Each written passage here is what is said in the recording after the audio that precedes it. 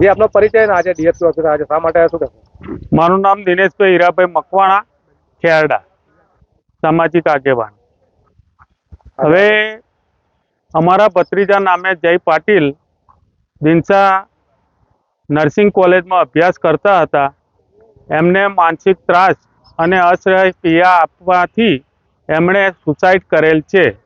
આજે બનાવના 48 કલાક થયા હોવા છતાં પણ અમે એફઆઈઆર ફરિયાદ આપેલી, પણ પોલીસે કંઈક ને કંઈક ભીનું સંકેલવા હજુ ઓનલાઈન કરેલ નથી અને એફઆઈઆરની નકલ આપી નથી. બીજું કે પ્રારંભિક તપાસ સિવાય પોલીસ પ્રશાસન હેડ કોન્સ્ટેબલ રમેશભાઈએ છોકરો હોમ પ્રોજેક્ટ વર્ક પૂરું ના કરી શકવાને લાગી આવતા સુસાઇડ કરી છે. એ રીતે આર્થિક કે રાજકીય દબાણવશ પોલીસ પ્રશાસન ખોટી દિશામાં કેસ લઈ જતા હોય અને ભીનું સંકેલવાની તજવીજ હોય એવું સ્પષ્ટ સરદાર ગુજરીમાં પોલીસના નિવેદન પરથી માલુમ પડે છે.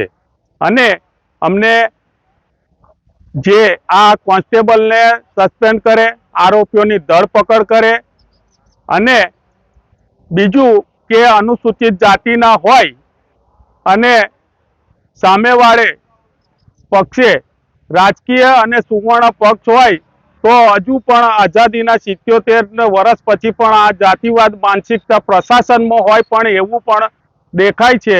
તો આ બાબતે જ્યાં લગી આરોપીઓની ધરપકડ નહીં થાય ત્યાં સુધી અમે ગાંધી ચિંધ્યા માર્ગે ધરણા, ઉપવાસ, પ્રતિક ઉપવાસ જે કંઈ કાર્યવાહી કરવાની થશે એ અમારે સમાજને સાથે રાખીને કરીશું. જે આપનો પરિચય ને એક સમાજ ભેગો થયો છે શા માટે થયો શું કહેશો? જય ભીમ. મારું નામ અશોક રાઠોડ છે અને અમે આ ખેડા જિલ્લા અનુસૂચિત જાતિ સમાજના બધા પ્રતિનિધિઓ છે. એક ગંભીર બનાવ અમારા સમાજનો બન્યો છે. જય પાટીલ નામનો અનુસૂચિત જાતિનો જે વિદ્યાર્થી નર્સિંગ કોલેજમાં અભ્યાસ કરતો હતો, જેનું આપઘાત કરવા માટે શાળા જે કોલેજ પરિવારના જે સ્કૂલના જે સ્ટાફ છે એમણે મજબૂર કર્યો છે. અને એના કારણે એની ઉપર ખોટા આરોપો કરી અને કોઈ તપાસ વગર બાળકને મેન્ટલી ટોર્ચર કરતા વિદ્યાર્થીએ અંતિમ પગલું ભરીને આપઘાત કર્યો છે. આ બાબતે લગભગ એટલે એમ કે 1લી તારીખે આ ઘટના બની છે. એના 2-4 દિવસ પહેલા વાલી પરિવારને પણ સંસ્થા જે બોલાવવામાં આવેલા અને ત્યાં પણ આવી રજૂઆત કરેલી કે તમારા બાળકને અમે લાલ શેરો મારી દઈશું એટલે એનું ભવિષ્ય બગડશે. એટલે વિદ્યાર્થીને લાગી આવતા એણે આપઘાત કર્યો છે. અઠવાડિયાથી 10 દિવસ જેવો સમય થઈ ગયો છે ઘટનાક્રમ પછી, ને એફઆઈઆર બનાવ બને પણ 1લી તારીખનો બનાવ છે. આજ દિન સુધી ગુનો નોંધાયો નથી. એટ્રોસિટી એક્ટ મુજબ આમાં કાયદેસર કાર્યવાહી થાય અને જે આરોપીઓ છે એની તાત્કાલિક ધરપકડ થાય એના માટે આ સમાજના તમામ લોકો અમે ઉગ્ર રજૂઆત કરીએ છીએ. એફઆઈઆરની કોપી અહીંયા હમણાં તાત્કાલિક અમને હાજર મળવી જોઈએ. આજ દિન સુધી હજુ એફઆઈઆરની કોપી ફોર્મેટ મુજબ આપવામાં આવી નથી. કયા ગુના હેઠળ ફરિયાદ દાખલ કરવામાં આવી છે એની કોઈ માહિતી આપવામાં આવી નથી. તો અમે આજે રજૂઆત કરીએ છીએ કે આજે સાંજ સુધીમાં અમને પાકી એફઆઈઆરની કોપી કાયદેસરની કલમો સાથે આપવામાં આવે અને કાયદેસર જે પણ આરોપીઓ છે એમની ધરપકડ કરવામાં આવે અને જે પણ તપાસમાં અધૂરા જે તથ્યો છે એને બહાર લાવવા માટે તપાસ કરવામાં આવે.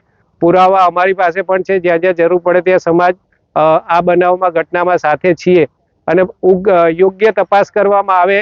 ડીવાયએસપી કક્ષાના અધિકારી તપાસ કરે એવી માગણી સાથે અમે આજે એસપી સાહેબને રજૂઆત કરવા માટે આવ્યા છીએ. જય ભીમ. જે આપનો પરિચય ને આજે જિલ્લા પોલીસ વડાને મળવા આવ્યા છે શા માટે શું કહેશો? હું આણંદનો રહેવાસી છું. સામાજિક કાર્યકર તરીકે ભૂમિકા ભજવું છું અને વકીલ તરીકે પણ કામ કરું છું. શું નામ તમારું? વિજયભાઈ. હાલમાં જે બનાવ બન્યો છે જય વિજય પાટીલ, જેને નર્સિંગ દિનસા પટેલ કોલેજની અંદર શારીરિક માનસિક ત્રાસ આપવામાં આવેલો, એણે જે સુસાઇડ નોટ લખી છે એમાં સ્પેસિફિક લખ્યું છે કે મેડમ દ્વારા મારી પર ખોટા આરોપ લગાવી, શરીર બાબતની ખોટી કોમેન્ટ કરેલ છે અને એવા ખોટા આરોપ લગાવતા એને લાગી આવતા એણે આ સુસાઇડ કરેલું છે. એને અવારનવાર ટોર્ચર કરવામાં આવતું હતું. એ મેડમો જે પીડિત જે બાળક ગુજરી ગયું છે એની માતાની હાજરીમાં આચાર્યની ઓફિસમાં પણ એને ધમકાવવામાં આવેલો. એવું પોતે મરણ જનારની માતાએ જણાવેલું છે. પોલીસ સ્ટેટમેન્ટ બી આપેલું છે. ગઈકાલ રાતે બી એ ફરિયાદ લખાવા ગયા તે સામાજિક કાર્યકરો તથા ભીમ આર્મીના અનુયાયીઓ હાજરમાં હતા. પીઆઈએ ચોક્કસ વાયદો આપેલો કે સવાર સુધી એફઆઈઆર ઓનલાઈન થઈ જશે, પરંતુ એવું ન થઈ અને જે આંદોલનકારીઓ હતા એ બધાને પાછા ઘરે મોકલી દીધેલા. આમાં શંકાસ્પદ ભૂમિકા એ છે કે આર્થિક લેવડ દેવડ આ રમેશભાઈ હેડ કોન્સ્ટેબલ તથા પીઆઈ વાઘેલાએ કંઈ કરેલી હોય અથવા રાજકીય પ્રેશર વચ્ચે આજે મૃતકને બનાવને 5 થી 7 દિવસ થઈ ગયા તેમ છતાં એફઆઈઆર નોંધવામાં આવી નથી. એટ્રોસિટી એક્ટમાં સેક્શન 4 એવું કહે છે કે આવા ગુનાઓ તાત્કાલિક નોંધવાના હોય અને જો આવું કોઈ બેદરકારી અધિકારી કરે તો તેની પર પણ સેક્શન 4 મુજબ ગુનો બને. એટલે હાલની અમારી માગણી છે કે આરોપીઓની અમારી એફઆઈઆર તાત્કાલિક કરી આરોપીઓની તાત્કાલિક ધરપકડ કરવામાં આવે તથા પીઆઈ તથા સ્થાનિક પીએસઓ તથા રમેશભાઈ વિરુદ્ધ સેક્શન 4 મુજબ એટ્રોસિટી એક્ટ મુજબ ગુનો નોંધવામાં પણ આવે અને સક્ષમ અધિકારીને તપાસ જે ડીવાયએસપી તથા સીટની રચના પણ કરવામાં આવે અને પીડિતને તાત્કાલિક અસરથી ન્યાય મળે એવી અપેક્ષા છે.